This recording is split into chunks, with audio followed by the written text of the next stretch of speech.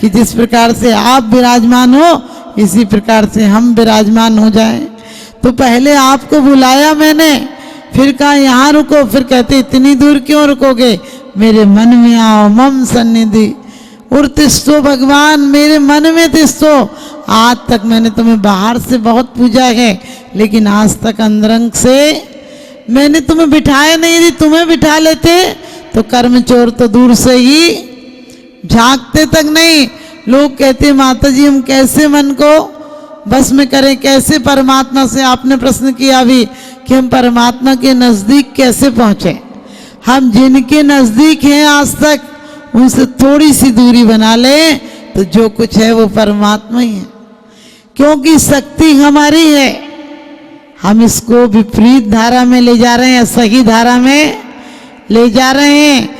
हमारे वही मन के विकार, वही विचार, वही धारणाएं, वही क्रियाएं हैं, लेकिन हम शुभ की तरफ ले जाते हैं। जितना जितना अंदर आते हैं उतनी देर बाहर के कोलाहल से बच जाते हैं। लेकिन आज हमने बाहर के कोलाहल में जाने की बहुत इंतजाम किए हैं।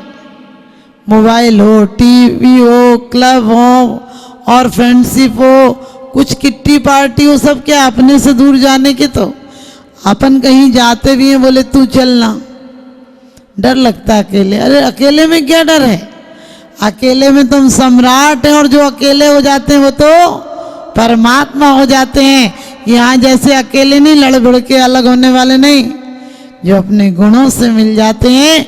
अभी अपन विशापहार में एक बात पढ़ी कि उसके पिता पुत्र हो उसके, ऐसी जो बात करते हैं तो कुल का वर्णन करके आपका अपमान करते हैं।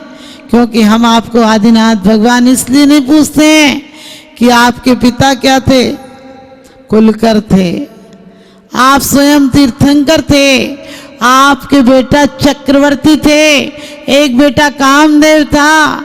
हम इसलिए नहीं पूछते हैं आपको, क्योंकि ऐसी पूजा करके तो अपमान करने वाली बात हो जाती है आपको। लेकिन हम तो आपकी पूजा क्यों करते हैं, ये सोच के करते हैं कि जो भगवान के गुणों का वर्णन करता है वो कुल का वर्णन कर लेता है। वो कुल का मतलब पूरी चीजों का वर्णन कर लेता है, क्योंकि गुण में सब कुछ आ जाता है। चोरी के गुणगान कोई नहीं करता चोर के, लेकिन ज्ञानी के, संत के गुणगान करते हैं। हमारी आज हालत ऐसी हो गई, एक राजा के नगर में एक कुएं में किसी ने कुछ गलत चीज डाल दी थी। लोग कहते हैं उसमें ऐसी रसायन कुछ डल गई थी जिससे लोग पीते थे तो पागल हो जाते थे। राजा को पता चला, राजा बोला चलो इतना अच्छा है कि हमारे कुआं तो ठीक है, क्योंकि राजभवन में था तो कोई आके कुछ डाल नहीं सकता था, और हमारे कुएं का पानी ठीक है, गनीमत है कि हम लोग बच गए। लेकिन दूसरे दिन होते होते राजा के सामने एक बड़ी समस्या आ गई। क्यों आ गई? क्योंकि कहते हैं कि उसमें सारे लोगों ने, कुएं का पानी सार्वजनिक था, जिसमें विकृति आ गई थी, वो पानी पिया, सब लोग पागल हो गए और राज दरबार में आकर कहने लगे हमारा राजा पागल हो गया, इसे हटाओ वरना खतरा है। अब मंत्रियों से राजा ने कहा क्या करें, ये लोग तो मानते ही नहीं। तो राजा से मंत्री बोला मानेगी भी नहीं, क्योंकि पूरे गांव ने पानी पी लिया है। अब तो ऐसा ही अच्छा हो कि आप भी जाके उसका पानी पी लो, तो आप समझदार नजर आने लगोगे, क्योंकि पागलों को पागल नजर नहीं आते हैं। क्योंकि आदमी पागल हो तो पागल खाने में रहने में दिक्कत नहीं होती है, लेकिन जब वो ठीक हो जाए और पागल खाने में रहना पड़े तो एक एक दिन भारी पड़ता है। इसी प्रकार से अभी हम सब पागलों की मंडली में रह रहे, सबने कुसी कुएं का पानी पिया है, इसलिए आनंद से रह रहे। जो ज्ञानी है उन्हें लगता है संसार में लोग कैसे रह रहे। और हमने बोला भी अनादिकाल से स्वामी अब तक जल से शुचिता को माना। आज तक मैंने गलती की, काशी करवट कर लिया, गंगा में नहा लिया। लोग कहते हैं राम तेरी गंगा मैली हो गई, पापियों के पाप धोते धोते। मैंने कि गंगा कोई धोबी घाटे क्या जो पापियों के पाप धो देगी? अरे अंदर घट के पाप तो लेकर क्षमा का साबुन इस आत्मा को धो लो। कोई कसाय है तो उस गांठ को तुम खोलो। कसायों की गांठ हमें खुद खोलना पड़ेगी। हमने अपने वस्त्रों को गंदा किया है तो हमें ही अपने वस्त्रों को धोना पड़ेगा, कोई नहीं आएगा धोने के लिए। तो इसीलिए क्या कहा है कि भगवान हमने आज तक यह शुद्ध न जातम। लोग कहते हैं आत्मा तो मलिन है, अनादिकाल से आत्मा मलिन नहीं है, हमारी मूर्छा से वो दिखती नहीं। आत्मा शुद्ध कैसे होती है? आत्मा कोई शुद्ध परमात्मा आशीर्वाद देगा और आत्मा शुद्ध हो जाएगी, ऐसे शुद्ध नहीं होगी। कहते हैं आत्मा तो त्रिकालिक शुद्ध है, उस पे कर्मों का आवरण डला हुआ है। जिस प्रकार से अंदर में अंगारा हो लेकिन उसे किसी तसले से ढक दो तो दिखाई नहीं देगी, इसी प्रकार से हमने मोह के तसले से अंगारे को ढक दिया है जो दिखाई नहीं पड़ता है। कहते हैं अब निर्मल रत्नत्रय जल्ले। अब क्या रत्नत्रय? कौन? सम्यक दर्शन, सम्यक ज्ञान, सम्यक चारित्र। लोग सोचते हैं बहुत शास्त्र पढ़ लो सम्यक दर्शन हो जाएगा। नहीं, शास्त्र नहीं पढ़ो, स्वयं को पढ़ लो। पर द्रव्यन्ते भिन्न आप में रुचि सम्यक्त वाला है। कह दिया पर द्रव्यों से इतना भान हो जाए, अलग हो नहीं सकते तुरंत, लेकिन भान हो जाए तो जहर को कोई खाता नहीं और मुंह में आ जाए तो निकालने की और कोशिश करते हैं कि कैसे निकल जाए, उसका असर खत्म हो जाए। हमें भी जहर जहर पता तो चले। अभी तो हमने जहर को अमृत समझ लिया है। सांसारिक भोग मिले बोले बड़ा पुण्य का उदय है। कोई संत बन जाए बोले बेचारा देखो तो कैसा सब कुछ छोड़ के बन गया। अरे जो छोड़ कर बना है अब जो पाएगा वो बहुत कुछ था और जो छोड़ा वो कुछ नहीं था। तो इसी प्रकार से हम क्या भिखारी हैं? भिखारी की नजर क्या सिक्कों पर जाती है, भूखे की नजर होटलों पर जाती है। और कहते हैं जो कुछ नहीं कर पाते वो अपने बाप दादों को अच्छा बताते हैं। हम अपने बुजुर्गों से नहीं, हम बुजुर्गों के आदर्शों को अपने जीवन में अपनाएंगे। और क्या कहते हैं? भव आताप मिटावन की निज में ही क्षमता समता है। क्या कह रहे हैं? निज में ही क्षमता है मेरे। वो कौन सी क्षमता है? समता की। अनजाने अब तक मैंने की पर में झूठी ममता है। पर द्रव्य है, यहाँ तक कि हमारी रोम भी हमारा नहीं है। जिस दिन चमड़ा अलग होगा उस दिन क्या होगा? रोम रहेगा क्या? डॉक्टर निकाल देता तो कहते नई चमड़ी आ रही, यानी रोम के किसके आश्रय? चमड़ी के आश्रय। और रोम भी अपना नहीं है। जिनको हमने अपना माना है वो हमारी मान्यता गलत धारणा की बात है। कौन अपना है? कौन साथ देता है? बनी पर देखिए लाखों निसार होते हैं और बनी बिगड़ती है तो दुश्मन हजार होते हैं। बनी बिगड़ती है तो दुश्मन हजार हो जाते हैं। भरोसा छोड़ दे जालिम बुतों की बेवफाई का, और बुत भी कभी बद नहीं होते, ये दावा है खुदाई का। कब कौन अपना होता है? कोई अपना नहीं है। पुण्य है तो सब अपने हैं और पाप का उदय है तो अपने भी पूछने नहीं आते हैं। इसलिए हम वो पुण्य नहीं चाहते जो विभूति दिलाता हो, हम तो वो पुण्य चाहते हैं जो पुण्यानुबंधी पुण्य हो। अभी पहले पुण्य किया तो अब जैन धर्म मिला, इतना बढ़िया समागम मिला, आगे और करेंगे। कहते हैं हमें चंदन से भी गुण लेना चाहिए, हमें जल जैसे गुण आना चाहिए। कौन सा गुण आता है जल के अंदर? जल शीतल तो होता ही है, लेकिन जल मल को इकट्ठा नहीं करता है, मल को धो देता, अपना रास्ता बना लेता है। और नहीं हो तो सीलन से सूचना दे देता है कि मैं यहाँ हूँ। इसी प्रकार से हम अपना रास्ता बनाए जीवन में। सत्य पथ पर कैसे चलें? बहुत कंकड़ आएंगे। जब बरसात का जल आता है तो क्या होता है? बहुत कीचड़ हो जाती है, उसमें गंदा हो जाता है। लेकिन जैसे जैसे आगे बहता है वैसे वैसे अपनी मिट्टी को, कीट कालमा को, कचड़े को छोड़ता चला जाता है और आगे जाकर निर्मल हो जाता है।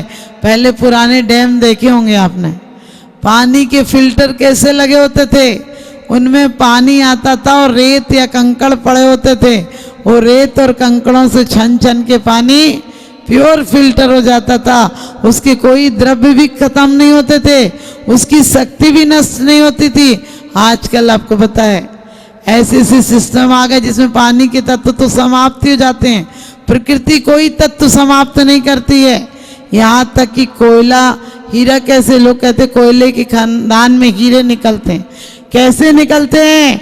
कोयला भी बहुत दिन तक एक जगह पड़ा पड़ा, उसके कुछ रासायनिक पदार्थ एक जगह हो जाते हैं, वो हीरे का रूप ले लेते हैं।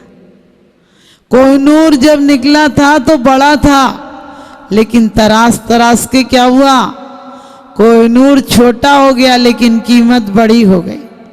हमारी भी पुद्गल परिणतियां, हमारी वैभाविक परिणतियां भले ज्यादा हो लेकिन कोई काम की नहीं। एक ज्ञान हो वो केवल ज्ञान हो, चार भी बेकार हैं उसके आगे। और कहते हैं एक मार्ग देखा है संसारी प्राणी ने, चारों मार्ग देखे भगवान, मैंने तो एक ही मार्ग। आप जैसा देखना है और कोई मार्ग नहीं चाहिए, क्योंकि क्या करना, भटकने के तो 100 रास्ते हैं और हमें भटकाव मिलते हैं। बचपन में खिलौने, बच्चे, हर चीज मिलती है, फिर जवानी में भोग संपत्ति मिलती है और बुढ़ापे में तृष्णा, हाय मेरा, इसका भला, अपना भला कभी नहीं सोचता है। बच्चे लड़ रहे थे कमरे में, माँ ने देखा, माँ ने बोला किस बात पे लड़ रहे हो? बोला बिस्कुट एक पैकेट है, हम लोगों को अलग अलग खाना है। माँ बोली लड़ो मत, मैं एक पैकेट और ला के देती हूँ, तुम दोनों अलग अलग खा लेना। फिर झगड़े की आवाज आई, माँ ने कहा क्या हुआ? बोली चद्दर एक है, दोनों को ओढ़ना। माँ बोली मैं दूसरी चद्दर ला कर देती हूँ, 2 चद्दर ला देती हूँ, दोनों ओढ़ना। फिर तकिए पे झगड़ रहे थे, माँ ने तकिया ला कर दिया। फिर पानी की गिलास पे झगड़ रहे थे, माँ ने बोली मैं ला कर देती हूँ। और कहते हैं ऐसे ऐसे झगड़ा करते करते 4-5 बार माँ आई और माँ ने सारा सामान दे दिया। माँ ने बोला अब तो कुछ नहीं चाहिए, उसने कहा नहीं चाहिए। और थोड़ी देर बाद माँ गई कि क्या बात है, सो गए बच्चे? देखें तो वास्तव में बच्चे सो गए थे, ना उन्होंने बिस्कुट का पैकेट खेला था, ना पानी पिया था, ना चादर ओढ़ी थी, ना तकिया लगाया था और ना कोई चीज का उपयोग किया था। सब चीजें जैसी माँ रख गई थी वैसी ही रखी थी। माँ कहने लगी देखो कैसे बच्चे हैं, इतना झगड़ा कर रहे थे, दिया तो कुछ भी उपयोग नहीं किया। हम भी बड़ी उम्मीदों से, मन्नतों से मांगा था, ये दे दे, वो दे दे, वो दे दे, उसने सब कुछ दिया है। उसने बुद्धि दी, हमने खोल कर तक नहीं देखी। हमें कंप्यूटर जैसा माइंड मिला है, हमारा एक्स्ट्रा माइंड है हमारे पास। आपने देखा कभी कभी कोई झगड़ा हो जाता है, कोई अच्छी बात हो जाती तो आपको 10-20 साल बाद भी याद रहती है। वो क्या है, रोज नहीं रहती हैं, लेकिन जैसे ही मौका मिलता है बोले अच्छा आप वो ही है ना। क्या होता है, हमारी स्मृति एक्स्ट्रा माइंड गोदाम की तरह डला था, वो एक्स्ट्रा माइंड में डली थी बातें, वो याद आ जाती हैं। हमारे एक्स्ट्रा माइंड में क्या डालना है, अच्छी अच्छी सुखद स्मृतियां डालना है, पुण्य स्मृति डालना है। बड़ी अच्छी बात कही है कि न निंदया नाथ विवांत वैरे, न पूज्यार्थस्त वीतराग, न निंदया नाथ विवांत वैरे, तथापि ते पुण्य गुणा स्मृतिना पुनातु चित्तम दुर्ताम जनेभ्या। कहते भगवान ना आप कुछ देते हो ना लेते हो, लेकिन तुम्हारी पुण्य स्मृति, तुम्हारे हमारे पूजा के भाव, स्वाध्याय के भाव, अर्चना के भाव, संध्या भक्ति के भाव और माला फेरूं, दया करूं, परोपकार करूं, ऐसी तुम्हारी स्मृतियां भी हमारे अंदर आती हैं तो हमारे दिल को पवित्र कर जाती हैं। लेकिन हम क्या करते हैं, हमने जल की बात आपको बता रहे थे कि जल मल को दूर कर देता है, जल प्यास को बुझा देता है, जल गंदगी को अलग कर देता है, जल अपना रास्ता बना लेता है। जल जैसे जैसे आगे जाता है वैसे वैसे निर्मल हो जाता है। हमारी आत्मा की भी यही हाल है। अनादिकाल से जिस प्रकार से बरसात के आने से पानी मटमैला दिखता है मिट्टी के कारण, इसी प्रकार से हमारी आत्मा पर भी विषय वासनाओं की बरसात हुई है और ये जल गंदा दिखने लगा है। लेकिन हम कोशिश करेंगे, परिवार के बहुत सारे पत्थर हैं जो निकलने नहीं देते हैं, जो आत्म उत्थान के मार्ग पर लगने नहीं देते हैं, जो हमारे मन को चंदन तिलक कहाँ लगाया जाता है? सिर पर लगाया जाता है। इसी प्रकार से चंदन के गुण आ जाए कि 3 लोग के आगे ही झुकेगा। ये सर किसी नेक को दो, ये सर किसी एक को दो, ये सड़ा नारियल नहीं जो हर जगह टेक दो। कहीं भी किसी को भी माना कि चाचा को आदर देते हैं, लेकिन चाचा को बाप का दर्जा नहीं मिल सकता। बाप बाप है। लेकिन इसी प्रकार से हम चंदन जैसे गुण लाएं, हम जल जाएंगे, हमारी पर्याय नष्ट हो जाएगी, एक दिन चिता में जल जाएगी। लेकिन चिता के पहले हम चेतना के दीप जलाएंगे, इसमें केवल ज्ञान का बीजारोपण करेंगे। तब किसी भी पर्याय में जाना पड़े कोई चिंता नहीं। नरकों में भी जाता है आदमी तो सम्यक दृष्टि क्या है? द्रव्य क्षेत्र काल के अनुसार वहाँ विकृतियाँ होती हैं, लेकिन फिर भी अंदर में सम्यक दर्शन है। तो कहा है बाहर नारक कृत दुख भुगते, अंदर समरस घटा घटी। तो जिस प्रकार से चंदन के अंदर इतनी विशेषता, इसी प्रकार से कहते हैं घर ते निकारे तन विगारे, बैर जो न तहाँ धरे। वो क्या है? चंदन जैसे गुण तो हैं। कोई काटे तब भी सुगंध दूंगा, कोई जलाए तब भी सुगंध दूंगा, कोई कुछ पीसे तब भी सुगंधित कर दूंगा, पीसने वाले सिलबट्टे को भी। इसी प्रकार से कोई गलत व्यवहार करके आएगा, उसके साथ मेरा अच्छा व्यवहार बदल देगा। एक राजा से एक सर्प, कभी पूर्व जन्म की दुश्मनी होगी। किसी ने बताया कि आपके यहाँ सर्प आएगा 8वें दिन रविवार को और आपको काट के चला जाएगा।